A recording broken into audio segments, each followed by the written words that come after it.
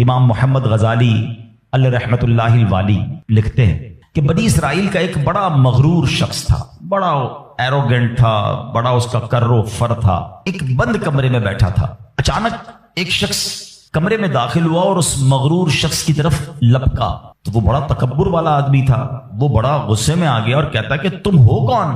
میرے کمرے میں آ کیسے گئے؟ تمہیں آنے کی اجازت کس نے دی؟ تم جانتے نہیں میں کون ہوں؟ تو جو اندر آنے والا شخص تھا وہ کہتا ہے مجھے اس گھر کے مالک نے اجازت دی ہے، اور میں وہ ہوں جسے کوئی دربان روک نہیں سکتا، میں وہ ہوں جس کو کسی سے اجازت لینے کی ضرورت پڑتی نہیں ہے، مجھے کسی کا دبدبا ڈرا نہیں سکتا، نہ ہی مجھ سے کوئی مغرور اور سرکش شخص بچ سکتا۔ اب جیسے ہی یہ باتیں سنی نا تو مغرور شخص جو تھا وہ ڈرنے لگا، وہ کانپنے لگا، وہ گھبرا گیا۔ وہ کہتا ہے کہ آپ تو ملک الموت معلوم ہوتے ہیں، کیونکہ جس کو کوئی نہیں روک سکتا، جس کو کسی کی اجازت کی ضرورت نہیں ہے، جس کو کسی کا دبدبا کرو فر ریزسٹ نہیں کر سکتا، وہ ملک الموت کے سوا تو کوئی نہیں۔ لگتا ہے آپ ملک الموت ہیں؟ تو فرماتے ہاں میں ملک الموت ہوں۔ اب وہ شخص تو بڑا گناہگار تھا، وہ رونے لگا، چیخنے لگا کہ حضور تھوڑی سی مہلت دے دیں، کچھ نیکیاں کر لوں، توبہ کر لوں، اللہ کو راضی کر لوں، ابھی میری روح قبض نہ کریں۔ ہائے ہائے، ملک الموت فرماتے تمہاری سانسیں پوری ہو گئی ہیں، اب تمہیں کوئی ٹائم نہیں ملے گا۔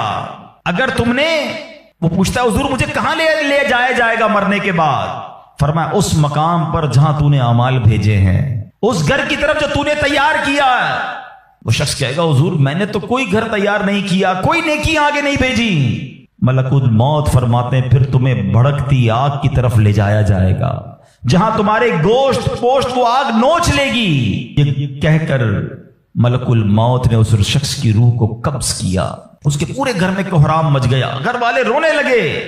اے میرے پیارے اسلامی بھائیوں، یہ واقعہ ہم سب کو کیا سکھا رہا ہے کہ جب موت آنی ہے نا، جب وہ وقت آ جانا ہے تو پھر ایک منٹ بھی آگے پیچھے نہیں ہو سکے گا، کوئی اس کو ڈیلے نہیں کر سکے گا، بلکہ جس حالت میں ہوں گے نا اسی حالت میں روح قبض کر لی جائے گی۔ ہماری موت کا وقت لکھا ہے، مقام بھی لکھا ہے، یہ چینج نہیں ہو سکتا۔ اگر موت سمندر میں لکھی ہے تو $2.5 لاکھ دے کر بھی بندہ وہاں پہنچتا ہے جہاں موت لکھی ہے۔ اگر موت کشتی سے ڈوب کر ہونا لکھی ہے تو 22 لاکھ دے کر بھی سینکڑوں لوگ ہمارے وطن سے جاتے ہیں اور ان کی موت یورپ کے سمندر میں جا کر ہو جاتی ہے۔ اللہ پاک جو بھی ان میں مسلمان ہیں سب کی مغفرت فرما۔ مگر میں نے اور آپ نے اس سے عبرت کیا لی کہ بندہ وہاں پہنچے گا جہاں اس کی موت لکھی ہوئی ہے۔ ایک بار حضرت سلیمان علیہ نبینا علیہ الصلوۃ والسلام کی بارگاہ میں ایک شخص بیٹھا تھا۔ آپ کی بارگاہ میں ملک الموت آیا اور اس شخص کو ذرا گھور کے دیکھنے لگے، واپس چلے گئے۔ وہ شخص کہتا حضور یہ کون تھے جو آئے تھے اور مجھے گھور کے دیکھ رہے تھے؟ فرمایا یہ ملک الموت تھے۔ کہتا حضور لگتا ہے میری روح قبض کرنے والے ہیں، آپ مہربانی کریں، آپ کی تو ہوا پر حکومت ہے، آپ ہوا کو حکم دیں کہ ہوا مجھے اڑائے اور مجھے ہندوستان لے جائے۔ حضرت سلیمان بیت المقدس کے علاقے میں رہتے تھے نا، آپ نے وہ حکم فرمایا، ہوا نے اس بندے کو اٹھایا اور ہندوستان پہنچا دیا۔ کچھ دنوں کے بعد پھر ملک الموت آیا حضرت سلیمان علیہ السلام کی بارگاہ میں۔ آپ نے فرمایا تم میرے ساتھی کو کیوں گھور رہے تھے جب آئے تھے تو؟ کہ میں حیران تھا کہ میرے پاس یہ لکھا ہوا تھا اللہ کی طرف سے کہ تھوڑی دیر بعد مجھے اس کی روح ہند میں قبض کرنی ہے، اور وہ آپ کے پاس بیٹھا ہوا تھا۔ اللہ اکبر۔ حضرت سلیمان نے کہا میں نے ہی تو حکم دیا، اور ہوا نے اسے ہند پہنچایا، اور جب وہ ہند پہنچا تو پرٹیکولر ٹائم پر اسی مقام پر اس کی روح کو قبض کر لیا گیا۔ ہائے ہائے ہائے، یہ ہے میری اور آپ کی حقیقت۔ دوڑتے رہتے ہیں، بھاگتے رہتے ہیں، پلاننگ ہے کہ ختم نہیں ہو رہی، فکریں ہیں کہ ختم نہیں ہو رہی، ہر وقت بیٹھے ہیں اگلا پلان کیا ہے، 5 سال کا، 10 سال کا، ایک دکان ہے تو 2 دکانیں، ایک گھر ہے تو 2 گھر، بڑا گھر، ہوادار گھر ہے، نوکری ہے تو کاروبار کرنا ہے، ملک سے باہر جا کر جناب پیسے کمانے، یہی سوچ ہے بس۔ اس پورے شیڈول میں موت کہاں ہے؟ اس پوری تیاری میں موت کہاں ہے؟ ایک دن ہوگا کہ اچانک اچک لیے جائیں گے۔ سیٹھ جی کو فکر تھی ایک ایک کے 10 کیجئے، موت آ پہنچی کہ حضرت جان واپس کیجئے۔ اور آپ کو پتا ہے جس عالم میں میں اور آپ ہوں گے، بڑی میں اہم بات کرنے جا رہا ہوں، یہ آپ نے دیکھا نا کہ حضرت سلیمان نے حکم فرمایا تو ہند پہنچا، کوئی کشتی میں تھا اس کی موت وہاں تھی، کوئی سمندر پانی کے اندر ہزاروں فیٹ نیچے جانا تو اس کی موت وہاں لکھی تھی۔ اس کا مطلب تو یہ ہوا کہ میں کہیں بھی کسی بھی مقام پر مر سکتا ہوں، میری موت پتہ نہیں کہاں لکھی ہے۔ اب ذرا غور کیجئے، ہم سب پتہ ہے کیا چاہتے ہیں کہ موت کے وقت ہم سجدے میں ہوں، چاہتے ہیں نا؟ اللہ کرے اللہ کے گھر میں موت آئے، کلمہ پاک پڑھتے ہوئے موت آئے، تلاوت قرآن کرتے ہوئے موت آئے، نبی پاک پر درود پڑھتے ہوئے موت آئے، اللہ ایسا کرم کر دے کہ مدینہ منورہ میں موت آئے، گنبد خضرا کے سامنے موت آئے۔ یہی تصورات ہے نا، ایک مسلمان چاہتا یہی ہے کہ یار موت آئے تو کسی اچھے عالم میں ہو، کسی بڑی خوبصورت باوضو نیکی کرتے کرتے دنیا سے جاؤں۔ تمنا تو سب کی یہ ہے۔ اچھا مجھے ایک بات کا جواب دیں، یہ کیسے ممکن ہے کہ کوئی بندہ صبح سے شام تک نماز نہ پڑھے اور کہے موت سجدے میں آئے، صبح سے شام تک مسجد میں نہ آئے اور تمنا یہ کر رہا ہے کہ مسجد میں موت آئے، باوضو رہتا ہی نہیں ہے تو کیسے امید رکھ رہا ہے کہ باوضو موت آئے، قرآن کھول کر پڑھتا ہی نہیں ہے تو کیسے امید کر رہا ہے کہ تلاوت کرتے کرتے موت آئے؟ جو صبح و شام گالیاں دیکھتا ہے، کیا اس کو ڈر نہیں لگتا کہ گالی دیتے دیتے موت آ سکتی ہے؟ جو شراب پیتا ہے اس کو ڈر نہیں لگتا کہ شراب کے نشے میں موت آ سکتی ہے؟ جو بدکاری کرتا ہے اس کو ڈر نہیں لگتا کہ بے حیائی اور بدکاری کرتے ہوئے موت آ سکتی ہے؟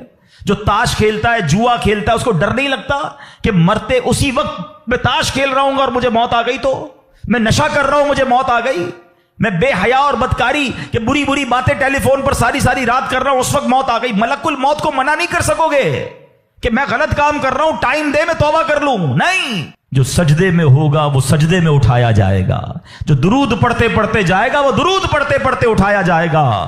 سوچے وہ جو شراب میں جائے گا، نشے میں جائے گا، ادھر کیسے اٹھایا جائے گا؟ اب اس کا آسان حل پتہ ہے کیا ہے؟ کہ بندہ زندگی ایسے گزارے کہ جس حال میں مرنا نہیں چاہتا نا وہ کام چھوڑ دے۔ عقل بندی یہ ہے کہ اپنے دن کا شیڈیول ایسا بنائے کہ میں وہ کام ہی نہ کروں جس میں مرنا نہیں چاہتا، ورنہ میں روک نہیں سکوں گا موت کو۔ آپ چاہتے ہیں اچھی موت ہو؟ میں بتاتا ہوں کس کی اچھی موت آ سکتی ہے۔ جو ماشاءاللہ 5 ٹائم پابندی سے نماز پڑھتا ہے، جو روزانہ تلاوت قرآن کرتا ہے، جو بار بار تسبیح نکال کر تسبیح بھی پڑھتا ہے، درود بھی پڑھتا ہے، جو دکان پر بھی جاتا ہے تو نماز کا ٹائم ہو تو نماز کے لیے کھڑا ہو جاتا ہے، جو حلال روزی کماتا ہے، جو گناہوں سے اپنے آپ کو بچاتا ہے، ارے اس کی تو 24 گھنٹے میں کبھی بھی موت آنی ہے۔ سبحان اللہ، وہ رات کو سوتا ہے تو باوضو سوتا ہے، اس نیت سے سوتا ہے کہ فجر میں اٹھنا ہے، رات کو بھی جائے گا تو انشاءاللہ شہید کا مرتبہ پائے گا، دن میں کسی وقت موت آئے گی تو کوئی اچھا ہی کام کر رہا ہوگا نا۔ اب آپ سوچ لیں کس عالم میں مرنا ہے۔ اچھا ایک اور دل پر چوٹ کرنے والا جملہ سن لو، کون کون چاہتا ہے مرتے وقت زبان پر کلمہ طیبہ جاری ہو؟ ہائے ہائے، فضیلت پتہ ہے کیسی ہے؟ حدیث پاک میں آتا ہے جس کی زبان پر، حدیث کا مضمون ہے، آخری کلمہ لا الہ الا اللہ ہوگا، دخل الجنہ، وہ جنت میں داخل ہو جائے گا۔ ہم ہر مسلمان چاہتا ہے، ٹھیک ہے؟ آپ سب نے ہاتھ اٹھایا کہ آپ سب چاہتے ہیں مرتے وقت کلمہ پاک زبان پر ہو۔ اب ہاتھ نہیں اٹھانا، آپ سے پوچھ رہا ہوں، اپنے آپ سے ہی پوچھ رہا ہوں، آج پورے دن میں کتنی بار کلمہ پڑھا ہے؟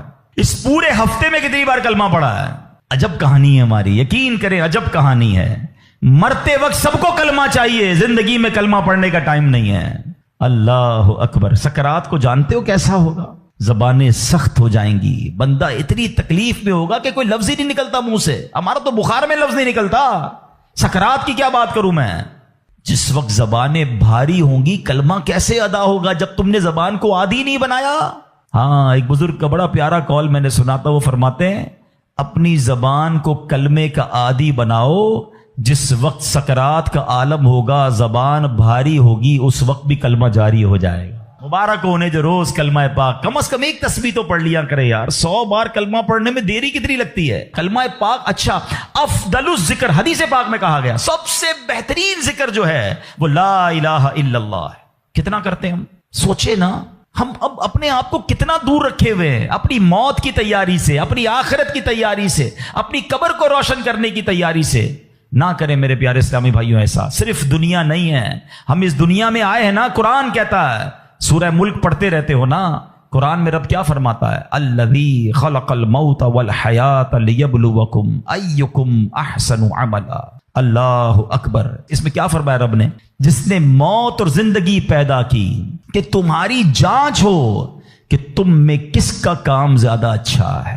میں اور آپ جو آئے نا دنیا میں، واٹ از دا ریزن؟ موت اور زندگی کو پیدا کرنے کا مقصد یہ ہے کہ چیک کیا جائے کون اچھے کام کر کے آتا ہے۔ یعنی آسان لفظوں میں ہم سب کو امتحان کے لیے بھیجا گیا ہے۔ ہم اس دنیا میں آئے ہیں، ہمارا ٹیسٹ ہو رہا ہے۔ آپ کہیں یار اتنا بڑا ٹیسٹ؟ ہاں، یہ 50 60 70 سال کا ٹیسٹ ہے۔ اور اس کے بعد جو اچھے اعمال لے کر جائے گا، 3-4 گھنٹے کے امتحان کے بعد ایک کلاس آگے بڑھتے ہو نا، ایک آپ کا درجہ آگے بڑھتا ہے، تھوڑا ٹیسٹ بڑا ہے مگر انعام ایسا ہے کہ جنت میں داخل ہو گئے تو پھر کبھی نکالے نہیں جائیں گے۔ ہاں، قرآن کہتا ہے ہم فیہا خالدون، ہمیشہ ہمیشہ جنت میں رہیں گے۔ اگر جنت میں جانا ہے تو یہ ٹیسٹ پاس کرنا ہے۔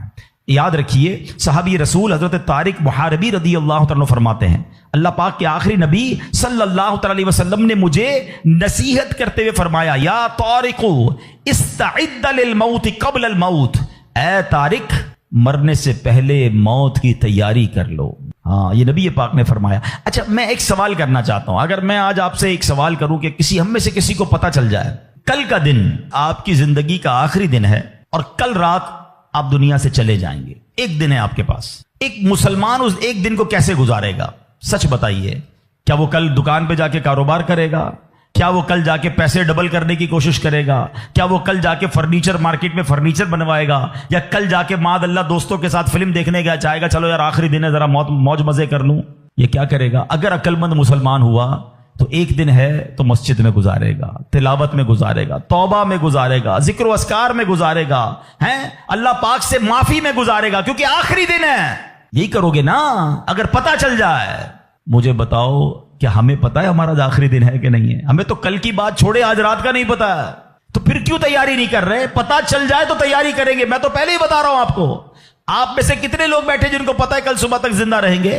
مجھے بھی نہیں پتا، آپ کو بھی نہیں پتا۔ جب پتہ ہی نہیں ہے تو پھر کیوں تیاری نہیں کر رہے؟ پھر کیوں توبہ نہیں کر رہے؟ پھر کیوں حرام کی طرف ہم جاتے ہیں؟ خدا را یاد رکھیے میرے پیارے اسلامی بھائیوں، قبر میں جا کر اتنا پچھتاوا ہوگا گناہگار کو، بلکہ روایتوں میں آتا ہے پیارے آقا علیہ الصلوۃ والسلام نے فرمایا جس کا مضمون ہے مرنے کے بعد نیک بھی پچھتائے گا، گناہگار بھی پچھتائے گا۔ عرض کی حضور گناہگار پچھتائے گا، یہ تو سمجھ آتا ہے، نیک کیوں پچھتائے گا؟ فرمایا گناہگار تو گناہ کی وجہ سے پچھتائے گا، حدیث کا خلاصہ ہے۔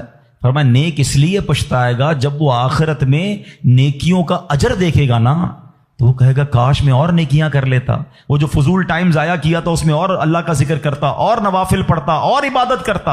تو یقین جانیے میرے پیارے اسلامی بھائیوں، یہ زندگی، یہ جو ہماری سانسیں چل رہی ہیں نا، ابھی چانس ہے ہمارے پاس، جتنی نیکیاں کرنی ہے کر لیں۔ جس دن سانس بند ہوئی نا، اس دن عمل نہیں ہوگا، اس دن جزا ملے گی۔ آج دار العمل ہے، today is the time of action and tomorrow is the time of accountability. اس دن صرف جزا ہوگی، یا تو آپ کو اللہ نہ کرے گناہوں کی وجہ سے کسی کو سزا ملے گی یا نیکیوں کا اجر ملے گا۔ آج وقت ہے نیکیاں کرنے کا، قبر میں اتارے جانے کے بعد کوئی چانس نہیں ہوگا۔ سورہ کوثر، سورہ کوثر کا تعارف، مقام نزول۔ علامہ علی بن محمد خازن رحمت اللہ تعالی علیہ فرماتے ہیں سورہ کوثر جمہور مفسرین کے نزدیک مکیہ ہے اور بعض مفسرین کے نزدیک مدنیہ ہے۔ آیات، کلمات اور حروف کی تعداد، اس سورت میں 1 رکوع، 3 آیتیں، 10 کلمے اور 42 حروف ہیں۔ کوثر نام رکھنے کی وجہ، کوثر سے دنیا اور آخرت کی بے شمار خوبیاں مراد ہیں اور جنت کی ایک نہر کا نام بھی کوثر ہے۔ اس سورت کی پہلی آیت میں یہ لفظ موجود ہے، اس مناسبت سے اسے سورہ کوثر کہتے ہیں۔ سورہ کوثر کے مضامین، اس سورت کا مرکزی مضمون یہ ہے کہ اس میں اللہ تعالیٰ نے اپنے حبیب صلی اللہ تعالی علیہ وآلہ وسلم کی مدحت بیان فرمائی ہے، اور اس میں یہ مضامین بیان ہوئے ہیں۔ نمبر 1، اس کی پہلی آیت میں اللہ تعالیٰ کے اس فضل و احسان کا بیان ہے جو اس نے اپنے حبیب صلی اللہ تعالی علیہ وسلم پر فرمایا۔ نمبر 2، دوسری آیت میں نبی کریم صلی اللہ تعالی علیہ وسلم سے فرمایا گیا کہ اللہ تعالیٰ کے فضل و احسان کے شکریے میں نماز پڑھتے رہیں اور قربانی کریں۔ نمبر 3، تیسری آیت میں فرمایا گیا کہ جو اللہ تعالیٰ کے حبیب صلی اللہ تعالی علیہ وآلہ وسلم کا دشمن ہے وہی ہر خیر سے محروم ہے۔ سورہ ماعون کے ساتھ مناسبت، سورہ کوثر کی اپنے سے ماقبل سورت ماعون کے ساتھ مناسبت یہ ہے کہ سورہ ماعون میں کافروں اور منافقوں کی جو صفات بیان کی گئیں ان کے مقابلے میں سید المرسلین صلی اللہ تعالی علیہ وآلہ وسلم کے اوصاف سورہ کوثر میں بیان کیے گئے۔ بسم اللہ الرحمن الرحیم۔ ترجمہ، اللہ کے نام سے شروع جو نہایت مہربان رحمت والا ہے۔ اِنَّا أَعْطَيْنَاكَ الْكَوْثَرَ فَصَلِّ لِرَبِّكَ وَانْحَرْ إِنَّ شَانِئَكَ هُوَ الْأَبْتَرُ۔ ترجمہ، اے محبوب، بے شک ہم نے تمہیں بے شمار خوبیاں عطا فرمائیں تو تم اپنے رب کے لیے نماز پڑھو اور قربانی کرو، بے شک تمہارا دشمن ہی ہر بھلائی سے محروم ہے۔ إنا أعطيناك الكوثر، اے محبوب بے شک ہم نے تمہیں بے شمار خوبیاں عطا فرمائیں۔ تفسیر صراط الجنان میں ہے، کوثر کی تفسیر میں مفسرین کے مختلف اقوال ہیں، ان سب اقوال کا خلاصہ یہ ہے کہ اے محبوب بے شک ہم نے تمہیں بے شمار خوبیاں عطا فرمائیں اور کثیر فضائل عنایت کر کے تمہیں تمام مخلوق پر افضل کیا، آپ کو حسن ظاہر بھی دیا، حسن باطن بھی عطا کیا، نسب عالی بھی، نبوت بھی، کتاب بھی، حکمت بھی، علم بھی، شفاعت بھی، حوض کوثر بھی، مقام محمود بھی، امت کی کثرت بھی، دین کے دشمنوں پر غلبہ بھی، فتوحات کی کثرت بھی، اور بے شمار نعمتیں اور فضیلتیں عطا کی جن کی انتہا نہیں۔ آیت إنا أعطيناك الكوثر سے حاصل ہونے والی معلومات، اس سے 5 باتیں معلوم ہوئی۔ نمبر 1، اللہ تعالیٰ نے اپنے حبیب صلی اللہ تعالی علیہ وآلہ وسلم کو کوثر عطا کر دی ہے، کیونکہ یہاں یہ نہیں فرمایا گیا کہ ہم آپ کو کوثر عطا کریں گے، بلکہ یہ فرمایا کہ بے شک ہم نے آپ کو کوثر عطا کر دی۔ نمبر 2، اللہ تعالیٰ کی اپنے حبیب صلی اللہ تعالی علیہ وآلہ وسلم پر یہ عطا ان کے نبی اور رسول ہونے کی وجہ سے نہیں، بلکہ آپ علیہ الصلوۃ والسلام کی ذات کی وجہ سے ہے، جو شان محبوبیت کی صورت ہے، کیونکہ یہاں یہ فرمایا أعطيناك، ہم نے آپ کو عطا فرمائی، یہ نہیں فرمایا کہ اعطینا الرسول یا اعطینا النبی۔ نمبر 3، تاجدار رسالت صلی اللہ تعالی علیہ وآلہ وسلم پر یہ عطا کسی عبادت اور ریاضت کی وجہ سے نہیں ہے، بلکہ ان پر یہ عطا اللہ تعالیٰ کے عظیم فضل اور احسان کی وجہ سے ہے، کیونکہ یہاں عطا کا ذکر پہلے ہوا اور عبادت کا ذکر بعد میں ہوا۔ نمبر 4، اللہ تعالیٰ نے آپ کو کوثر کا مالک بنا دیا ہے، تو آپ جسے چاہیں جو چاہیں عطا کر سکتے ہیں۔ نمبر 5، سید المرسلین صلی اللہ تعالی علیہ وآلہ وسلم کی مدحت خود رب تعالیٰ فرماتا ہے۔ اعلیٰ حضرت امام احمد رضا خان علیہ الرحمت الرحمان فرماتے ہیں، انا اعطیناک الکوثر، ساری کثرت پاتے یہ ہیں، ٹھنڈا ٹھنڈا، میٹھا میٹھا، پیتے ہم ہیں، پلاتے یہ ہیں۔ اور ایک اور جگہ فرماتے ہیں نا، اے رضا خود صاحب قرآن ہے، مدہ ہے حضور، تجھ سے کب ممکن ہے پھر مدحت رسول اللہ کی۔ فصل لربك وانحر، تو تم اپنے رب کے لیے نماز پڑھو اور قربانی کرو۔ تفسیر صراط الجنان میں ہے، یعنی اے حبیب صلی اللہ تعالی علیہ وآلہ وسلم، اللہ تعالیٰ نے آپ کو دونوں جہاں کی بے شمار بھلائیاں عطا کی ہیں، اور آپ کو وہ خاص رتبہ عطا کیا ہے جو آپ کے علاوہ کسی اور کو عطا نہیں کیا۔ تو آپ اپنے اس رب عز و جل کے لیے نماز پڑھتے رہیں جس نے آپ صلی اللہ تعالی علیہ وآلہ وسلم کو کوثر عطا کر کے عزت و شرافت دی، تاکہ بتوں کے پجاری ذلیل ہوں اور بتوں کے نام پر ذبح کرنے والوں کی مخالفت کرتے ہوئے اپنے رب عز و جل کے لیے اور اس کے نام پر قربانی کرے۔ اس آیت کی تفسیر میں ایک قول یہ بھی ہے کہ نماز سے نماز عید مراد ہے۔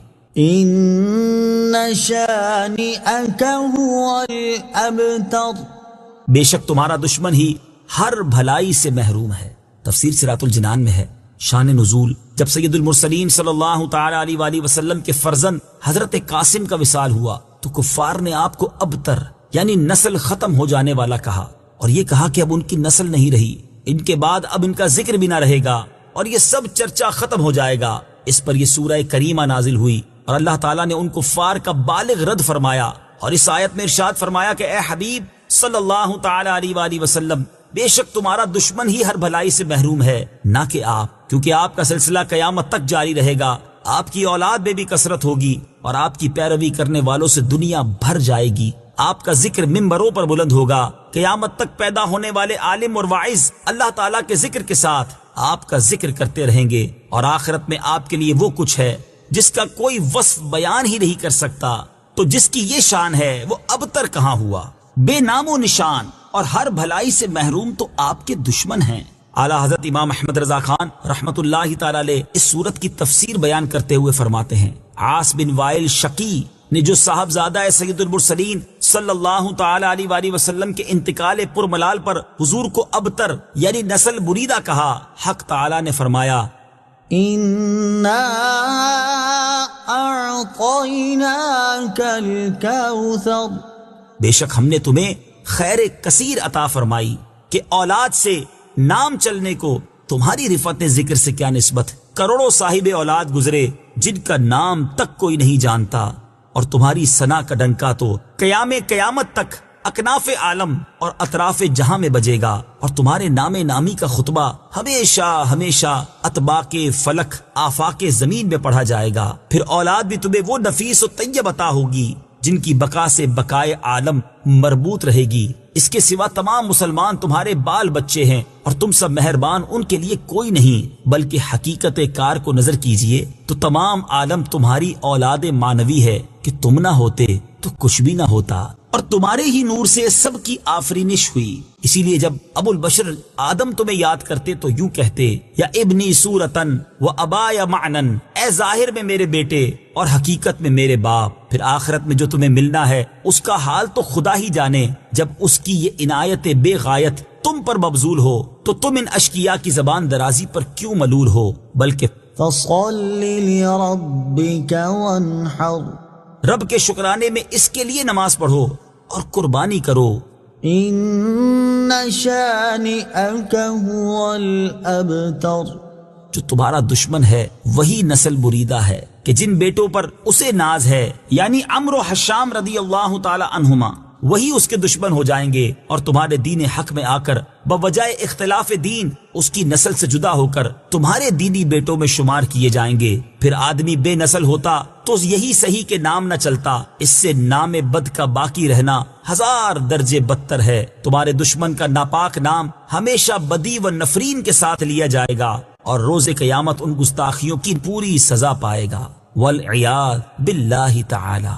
اس سے معلوم ہوا کہ حضور پرنور صلی اللہ تعالی علیہ وآلہ وسلم کا اللہ تعالیٰ کی بارگاہ میں مقام اتنا بلند ہے کہ ان کے گستاخ کو اس کی گستاخی کا جواب خود رب تعالیٰ دیتا ہے۔